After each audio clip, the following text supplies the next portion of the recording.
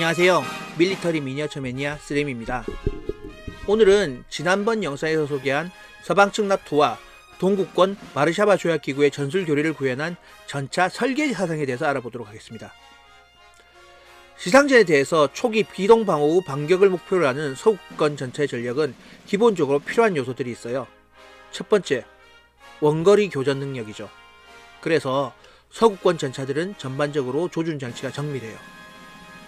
이에 더해서 상대 전차의 사정거리 밖에서 공격하기 위해서 대전차 미사일 운용 능력을 탑재하기 위해서 노력했던 경험도 있어요. 물론 운동 에너지를 이용해서 적 전차를 격파하는 것이 최선임이 입증돼서 대전차 미사일 탑재는 제한적인 전차에만 운용되고 있지만요. 그리고 지구전 능력이 요구돼요. 소수의 전차로 다수의 바르샤바 조약기구 전차를 상대해야 되기 때문에 상대적으로 긴 교전 시간을 버텨야죠. 그래서 승무원의 거주성에 상대적으로 높은 우선순위를 두게 됩니다. 또 한 가지는 다양한 환경에서 전투가 가능해야 합니다. 악천 후 및 야간 전투에서도 상대를 압도해야 하기에 야간 전투가 가능한 적외선 투지 장비 또는 레이저 거리 측정기 같은 정밀 센서와 전자 장비가 초기부터 기본적으로 장비됐어요.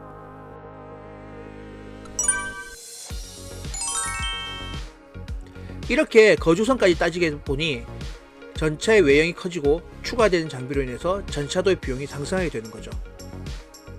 3.5세대 최신 전차인 K2 흑표의 경우 도입 비용은 대당 100억이 넘을 거라고 그래요. 물론 서구권 국가의 전차라고 해서 모두 동일한 설계 사상을 가지고 있진 않아요. 독일은 기동방어 중심의 기동력을 중시한 형태를 발전하고요. 반대로 영국은 기동력보다는 방어력에 중점을 둔 형태를 발전하고 있어요.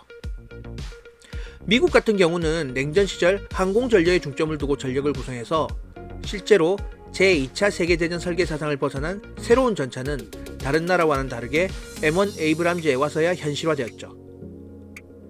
나토에 대응하는 바르샤바 조약기구의 전차는 소련이 거의 혼자 주도했다고 보면 될 것 같아요.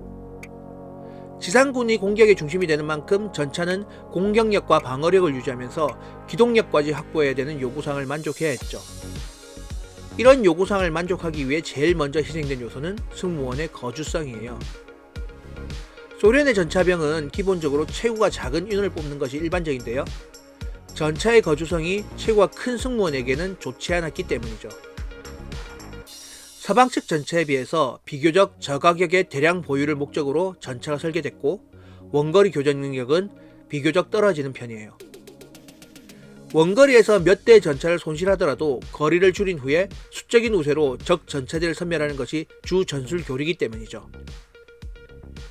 물론 이런 열세를 극복하기 위해서 원거리 공격이 가능한 대전차 미사일을 포각 내에서 발사하는 방법도 고려됐지만 서방 측과 마찬가지로 성공적인 결과로 보이진 않아요. 그리고 소련은 해외 수출 품질과 자국 내 배치 전차에 대한 품질 기능을 차별화하는 정책이 있어서 그렇지 않아도 서방 측 전차에 비해서 떨어지는 품질이 더더욱 차이가 나고 있어요. 냉전 시대부터 냉전 이후까지 대표적인 전차전인 중동전, 이라크전에서 소련제 전차와 서방 측, 미국 전차의 성적을 보면 미국제 전차가 압도적으로 우수한 걸 알 수 있어요. 물론 전차의 교환비는 전차의 성능뿐만 아니라 전차병의 숙련도, 항공지원의 여부 등 다양한 요소들이 있지만 서방제 전차들이 소련의 전차 대비 높은 성능인 것은 부인할 수가 없죠. 한국도 K1 전차 이전에 북한 전차의 전력 대비 수적, 질적 우세를 극복하기 어려웠지만 현재는 전차 보유 대수는 북한이 높지만 전차의 기량과 전투력을 대비해보면 한국이 절대적인 우세를 보이고 있어요. 북한은 소련제 운영 전술 교리를 가지고 있지만 연료의 부족과 관리 부재로 인해서 다수의 전차를 얼마나 효율적으로 운영할 수 있을지는 의문이에요. 하지만 2021년 열병식에서 보여준 새로운 전차는 소련식 설계 구조에서 벗어나 서구형 전차의 모습을 보여주었는데요. 아직 외부에 공개된 정확한 스펙 정보가 없어서 분석하기는 쉽지 않아요. 오늘은 서구와 동구에 대한 전차의 설계 사상에 대해서 알아보았는데요. 영상이 마음에 드셨다면 구독, 좋아요 부탁드립니다.